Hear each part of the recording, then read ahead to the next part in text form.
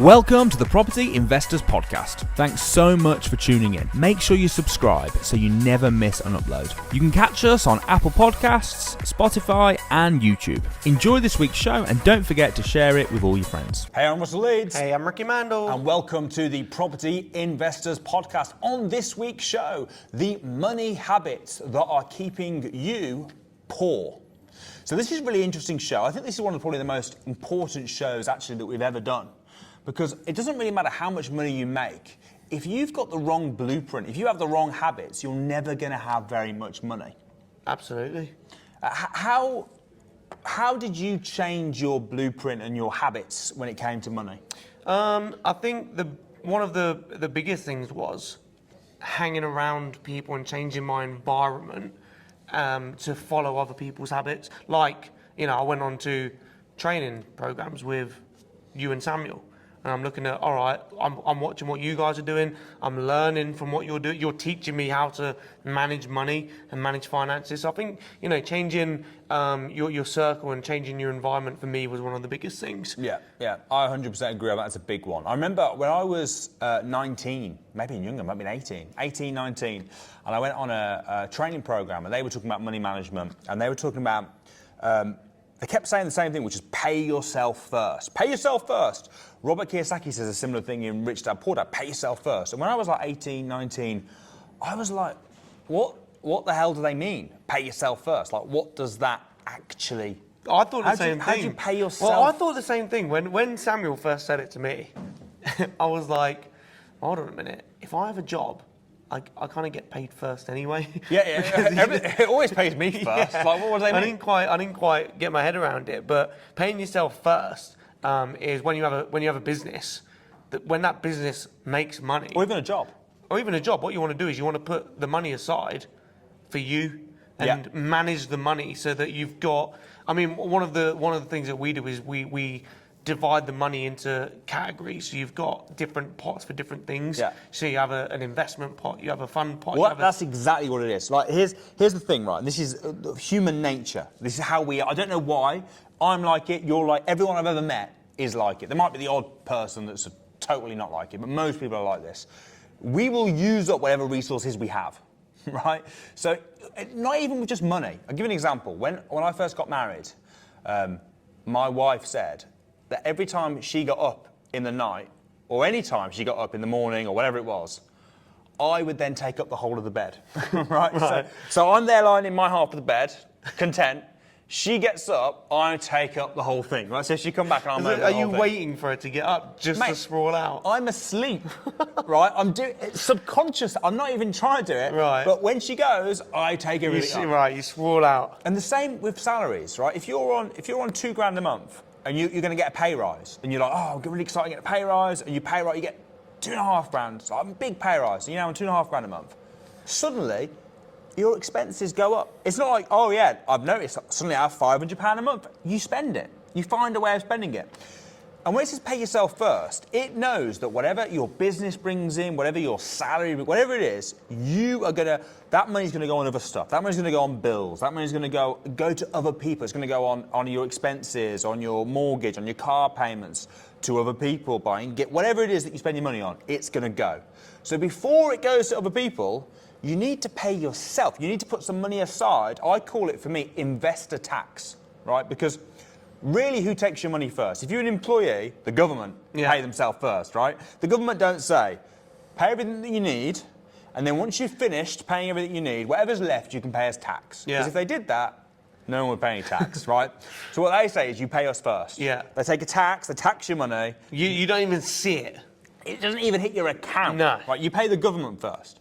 You need to do the same thing for yourself. Investor tax. Right. So when you get, let's say you're on a salary of $4,000, you're thinking, right, I'm going to take 10% of that, or 20% of that. I'd start with 10, but if you can do more, great. You can even scale it. So I'm poor at the moment. I'm only on 20 grand, so I'm only going to take 10%. But when I earn 40 grand, anything above the 20, I'm going to take whatever it is, however you want to work it out, right? But you put it into an account first that you're not allowed. It can't pay bills. No. The bills have to wait. This is your investor tax. This is your financial freedom tax that you're taking out. You're paying yourself before anyone else gets paid. And that's what paying yourself first means. And you've probably heard it, But I certainly didn't understand it. I You didn't understand it. Because I thought, I've already been paid. How can I pay myself again first? I've already been paid. Yeah, but what you're saying is once you've got that money, you then need to manage it by moving it to a tax. Move it out. And in my head, it's my investor tax account.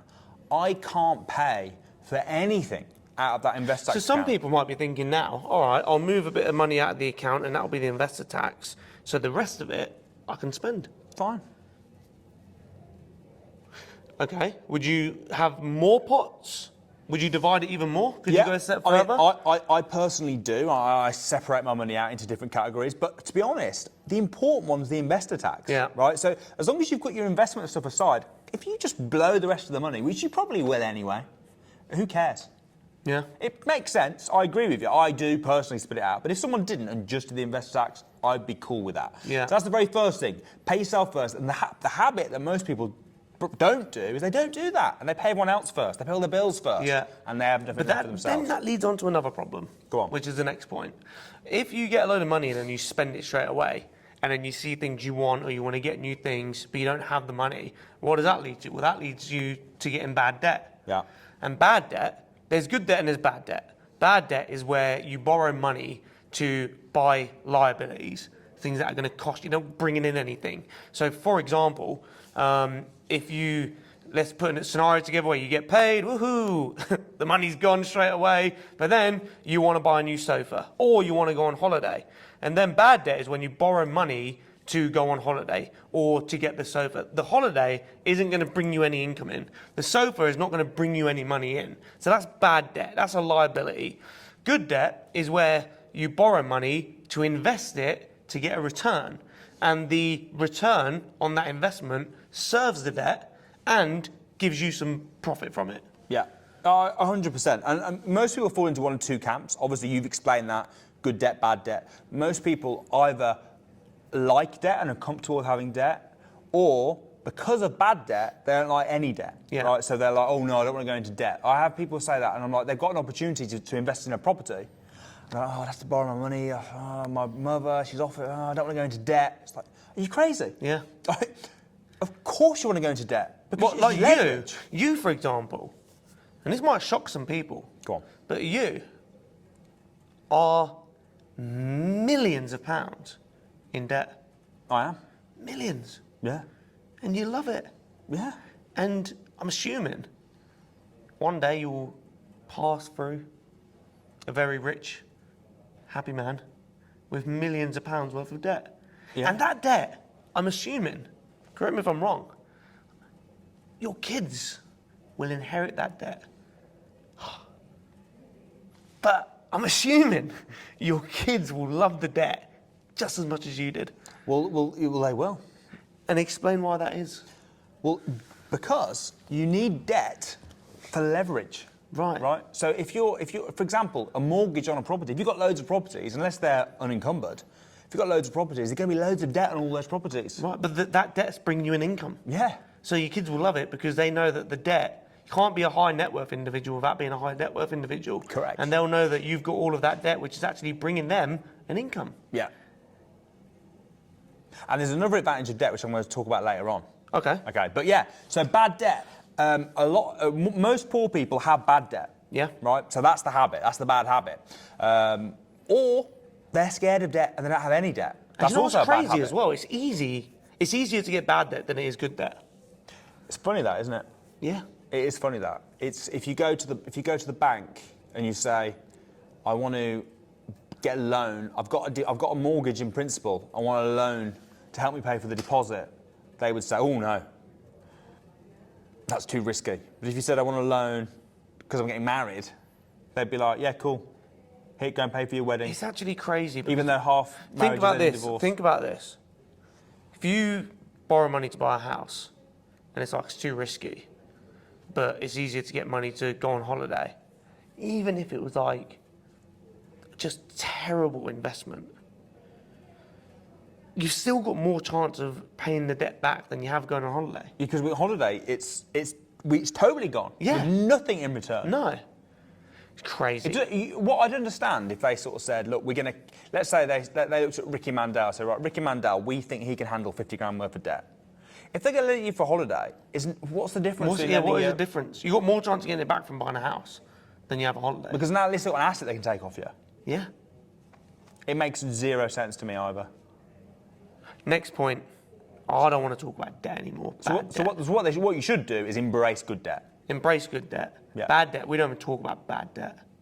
Embrace good debt, but just as bad as having bad debt, I think, is being scared of debt altogether. You've got to use debt as a tool. Yeah. Rich people use debt. Right, next. Go on. Not knowing what you're spending your money on. You earn more, you spend more. Well, we talked about that earlier. We did. It's like, you get a pay rise, an extra £500 a month, and then suddenly you've got the mindset of an extra £500 a month. Let me look at cars that are an extra £500 a month than what we're paying. The thing is, and this applies to everything as well, whatever you measure, you keep under control. So, for example, if you weigh yourself every day, and then you think you're eating the same, but you don't weigh. When I don't weigh myself, if I go a month without weighing myself, guaranteed I'll put weight on during that month. Yeah. Because I'm not measuring it. No, you're right. I agree with that. I've been weighing myself a lot recently, maybe once a week. And if I'm not in the habit of weighing myself, what will happen is, and also measuring what I'm actually eating. So if I'm not measuring it, it'll be like, I'll have a meal, and then I'll give you an example. There was a nice bit of, we had salad earlier, and there were some chickpeas with it. Now I'm measuring what I'm eating at the moment, so I know I can't have the chickpeas because there's a lot of calories in them, and I'll go overboard. But if I weren't measuring it, and I knew I weren't going to weigh myself, I'd have the chickpeas, and in my mind I'll be thinking, it's not that bad. It's pretty healthy, isn't it? Chickpeas. Yeah, it's pretty healthy. Isn't it? Or rice. I'll have more rice because it's good for. It's rice ain't bad. Healthy rice. Yeah, Whole exactly. grain rice. Oh man, dressing on the salad. Yeah, load it on. It's all good. It's salad. But because I'm measuring it and now I'm tracking it and I'm weighing myself, I can't do that because I know that I'll be out of control. Yeah. So when you're tracking and you're measuring, you're on top of what you're actually doing. You're on top of. I know we're talking about weight here, but when I'm weighing myself, I'm on top of my weight. Yeah. I'm on top of what I'm putting in, what I'm putting out. It almost magically, without doing anything else, just tracking stuff. So, like with our company, when we started tracking a certain type of sales, we noticed that we look back and we that went up. I don't know quite how, but because we're aware of it and and then you can adapt to it as well. Yeah. You don't notice, do you? You spend your money on stuff you won't even realise. Well, it might also work the other way as well. Your business might be declining financially, but you might not even realise it. Yeah. And if you don't spot the problem, because you're not tracking, you can't fix the problem. Yeah, so I think you're right. Poor people, a poor habit is to not even know what you're spending your money on. Yeah. And when you're not even aware, of course you're not going to do as well. Yeah. And also, and this is going to lead into the next point quite nicely, actually. The more you earn, the more you spend. And I believe that the reason you spend more is because you've only got fast pound coming in. You've only got a fast pound. And what we mean by fast pound is there's no investments being made here. It's just either you have a job or even if you have a business and you're a trading business, that's fast pound. And because you've only got the fast pound, you get maybe not a massive, but it could be massive. You get quick money, bulk of money, but then that just goes out straight away. So what we say is not only do you need fast pound, but everyone should also have slow pound. Yeah. So it's very similar to active income, passive income. Yeah. So fast pound money that you're earning, quick money, bang, bang, you trade your time for money. Yeah. Slow pound being investments and the like. So yeah, most that know a bad habit is they rely on active income. The problem with relying on active income is that you're gonna work till you die. There was a study recently looking at millennials, right? Because millennials, that would obviously cover us as well. We've really followed the system more than any other generation. We followed the system. We're highly educated as ever, right? We've gone through university. We've followed the process of what we're taught and what everyone pushes us to do. We've got the least percentage of wealth of any of the other generations have ever had at this stage. Millennials only own something. I can't remember the percentage, so I'm not going to quote it because people are going to go, "Oh, it's wrong." But I think it's like 3% of the wealth or something. Do you know what's quite interesting about that fact, though?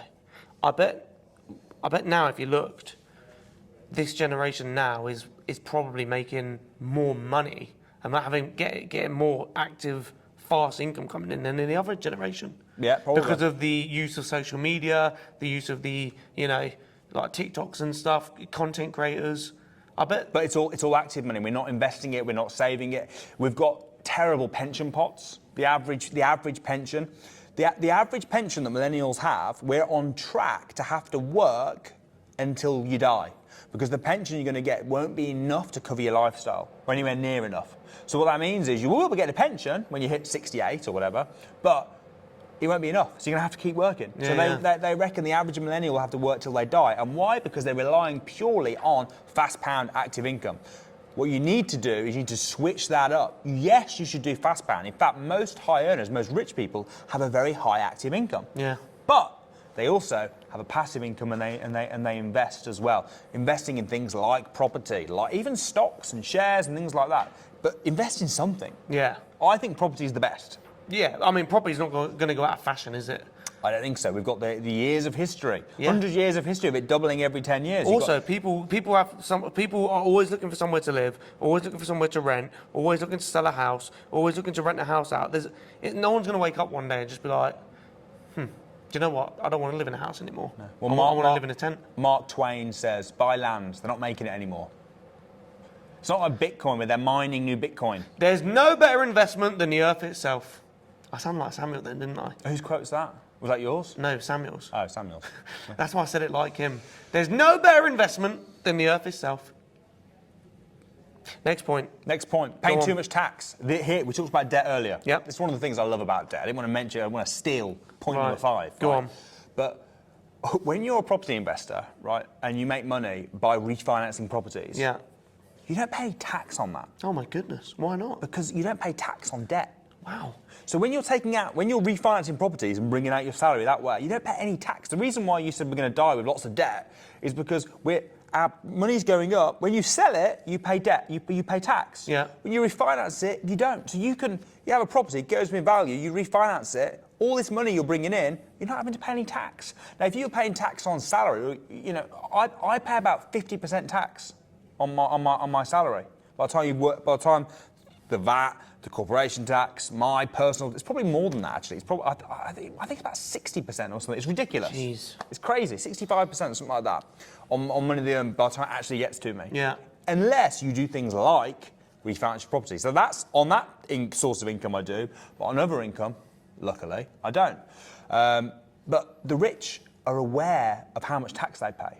Most normal people just pay whatever the tax is that their company says, right? You got your job, you're in your active income, you have a choice. They don't really have a choice, no, they don't see it. But if you run your own business, if you are a self-employed, or if you've got your own limited company, you're your own business, you've got an investment business, so many tax advantages that you can save. If you earn 100 grand as an employee, how much tax do you pay? Well, it'd be like, you'll be on the high threshold, wouldn't you? You probably left about 60 grand, right? Yeah, 40-something%. About 40 grand in tax. If you earn 100 grand for your investment business, how much tax do you pay? Well, it depends. On the profit. Well, if you earn 100 grand, well, yeah, it depends on the profit, right? Because you've got expenses you can put through. You've got, for example, your phone, your computer, maybe some of the office space in your house. So what you're saying is, if you're employed, you pay tax first. If you're a business owner, you pay tax last. Correct. So you can spend the money on stuff, right? So then you can take your salary, your tax-free allowance. Then you can take a dividend, so your dividend-free allowance, and then you pay less tax on dividend, like 8% or something, right? So there's lots of different ways that you can pay a lot less tax. And I think most poor people, they're in the habit of just paying too much tax, and it's not like.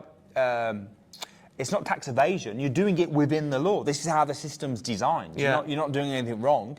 It's just you just work into the system. Yeah. The system's designed for people that have got limited companies or investing to pay less tax. But even if people watching this follow all of them steps, there's still one more thing that you have to get your head around before you can even, start to make money and keep the money. The final bad habit. The final bad habit, which you need to change. If you've got this habit, you've got to change it. Go on, what's the habit? I'm excited. Give me a drum roll. He's saying that, right? I've sprayed my wrist. I forgot. Tom. Hold on, let me tell the story. So he came in today and he was wearing this coat, right? And I was like, oh man, that's a nice coat. And he's like, oh, thanks. And then we sat down and it's like boiling hot in this room. And I was like, you're not hot? And he's like, no, I'm fine. And I was like, it's a bit hot in here. And he was like, no. And I'm looking, he's got like sweat coming down his head. I said, take your coat off, man. Come on, what are you playing at? And he took off his coat and he had this like hand wrap around his hand. And I said, what are you playing at? He goes, I sprained my hand. And I said, oh, did you go to the doctor? So he goes, no, I've had this one at home and I just put this on like you keep it for whenever you sprain your hand. And he took it off to film this podcast. The way you tell stories are hilarious. Like, that just didn't happen. Like, I wasn't keeping my coat on, sweating or anything. It's hilarious, man. But I have sprained my wrist. And I do have a hand strap on that I did take off for the podcast. So hence I can't do my drum roll with my right hand. So it's a one-handed drum roll. Are you ready for the drum roll? One-handed drum roll.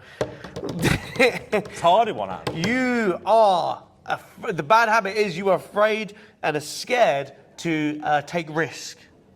I think that's true. Scared of risk. I think most poor people are scared of risk. Being an entrepreneur, the very definition of an entrepreneur is someone who takes risk for financial reward. Yeah. And I think to be any sort of investor, you've got to take a risk. Having said that, I would argue that not investing is a risk.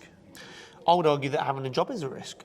Having a job is a risk. I would argue that not putting money into an investor account and just spending all your money, that's a risk. Yeah. So whatever you do, you're going to take a risk. People are scared of risk because they're like, oh, if I invest that money, I could lose it. Yeah, but if you don't invest it, you'll lose it anyway. Yeah. Right? You'll just spend it on crap.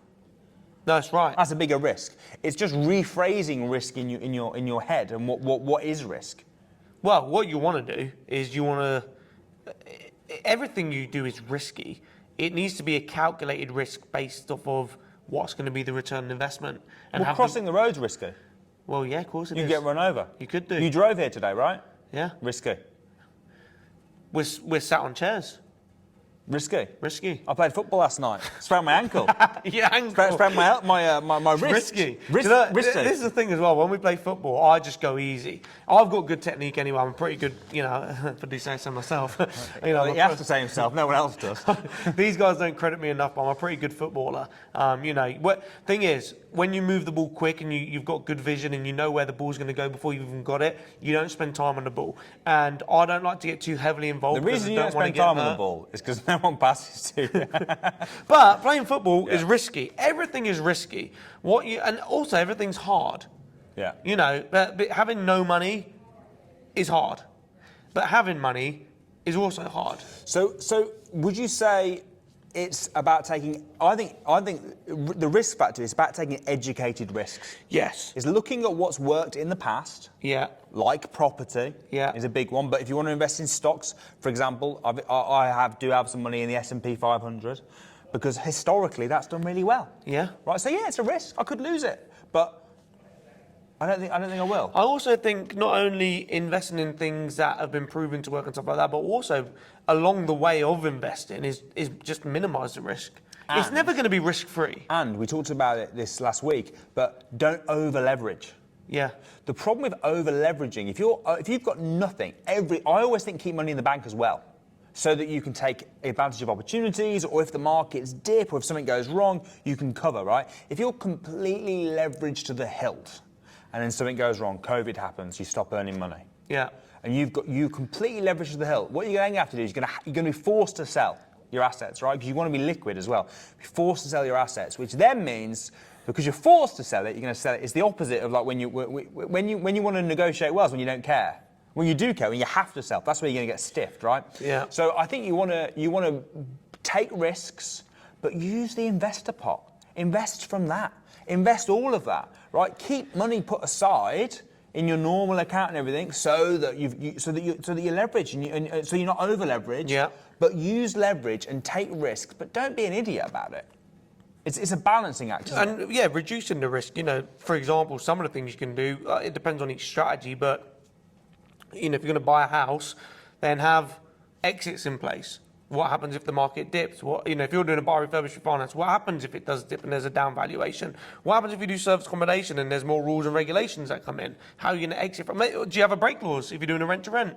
There's different things that you can do to reduce the risk. Also, another interesting thing is this. If you're like, do you know what, I want to get started in property, and I just want to go kind of, small steps at a time with the risk. I don't want to go all in. I just want to, there's a strategy that has basically no risk to it, apart from risking your time and risking from petrol money. And that's deal sourcing. You can make money from property without all of the risk, from packaging and selling deals to investors. So you say about risking your time, and I agree with you about risking your time, but most people wouldn't even say that as a risk at all. No, most people. But when you put risk with regards to investing and stuff like that and entrepreneurship, most people think it's risking finances. Yeah. But I think it's also risking your time. Yeah, okay. Because time is money, isn't it? Yeah. But deal That's why it makes sense to get trained. Oh, yeah. Because people go, I could probably do this, I could figure this out myself. Yeah. Yeah, it might take you 3 years. Well, you'll either pay for one or two things. It will be you pay for your mistakes or you pay for your education. Yeah. But deal sourcing, when you know how to deal source, you know how to package and sell deals, the only risk you've got for deal sourcing is risking losing money paying for petrol doing viewings and risking the time doing the viewings. Yeah. That's the only risk. So if you are a bit worried about risk, maybe look at, packaging and selling deals. And a good place to start, by the way, because when I started and I heard about deal sourcing, I was like, let me look into this a bit more. One of the first places that I looked and went to do some research on, what is deal sourcing, how does it work? I looked on Winners on a Wednesday. And I was looking at every single week Samuel does on YouTube. He does something called Winners on a Wednesday, where every single week he interviews a success student. They've been through the advanced training programs, and now they're making good money from property. So this is on the Samuel Leeds YouTube channel. Samuel Leeds YouTube channel. And when you look through that, there's so many different stories of people that do deal sourcing that started off with nothing. The only thing they risked was their time and petrol money, and then they're absolutely smashing it in property. And when you see that, and it's not just 1, 2, 3, 4, 5. It's not just a handful of people, hundreds of people. It almost eliminates your excuse of not being able to get started. It eliminates the excuse of not being able to take that risk and just jump into it. So if you're listening or watching this, as soon as you finish watching or listening, I would jump on YouTube and watch Winners on a Wednesday by Samuel and see what deal sourcing is about. Look into that strategy. Maybe deal sourcing isn't for you. Maybe you're thinking, actually, I just want to buy houses. Great, you can do that, but just learn how to do it by reducing the risk. Learn how to do the formulas. Get the education on how to, manage teams and manage builders and manage a bridging loan so that you don't end up losing loads of money. Yeah, I agree. And I actually think the way you started was quite good. With those 6 things in mind, 6 top tips, I think, that if you actually put this into practice, will revolutionise your bank account. But with that all in mind, I think environment, like you said, put yourself around people that are doing this, right? Because environment is stronger than willpower. Yeah. So if this is normal, when everyone's not doing this, it's hard to be the one that's putting aside 20% of your salary. It's hard to be the one that's not, when everyone's buying cars on finance or whatever, and you're, no, I'm not going to do that, I'm going to buy a £2,000 Skoda, because that's what I can afford. It's difficult, right? Yeah. But when you're around people that are putting this into practice, that are doing it, and you can see the rewards, and you're patient with it, it's not going to be immediate. You won't do this and suddenly you'll be a millionaire. No. Well, it's going to take time, right? Yeah. But if you start doing this and you build this into your lifestyle and your time, and you're around people that are doing this, that's where you're going to really start seeing. You've kind of hit the nail on the head, exactly what I was thinking. And this isn't, I know it's not really to do with investing in property, but when you look at health again, I don't really like the term dieting, because dieting, I think, is, it's a short-term diet to lose a bit of weight or get in shape. I prefer thinking of it as a lifestyle. This is what I do on a regular basis. This is how I live my life. This is a lifestyle. Is your diet rather than you're on a diet. Yeah. And in the same way with these 6 things, this shouldn't be this is what I'm going to do quickly to change. This is what I'm going to do in a short term. This is how you live your life. This is how you think differently and adapt it so that it becomes the natural and the normal for you. 100% agree. Guys, hope you enjoyed that show. I'm Russell Leeds. I'm Ricky Mandal. See you next week.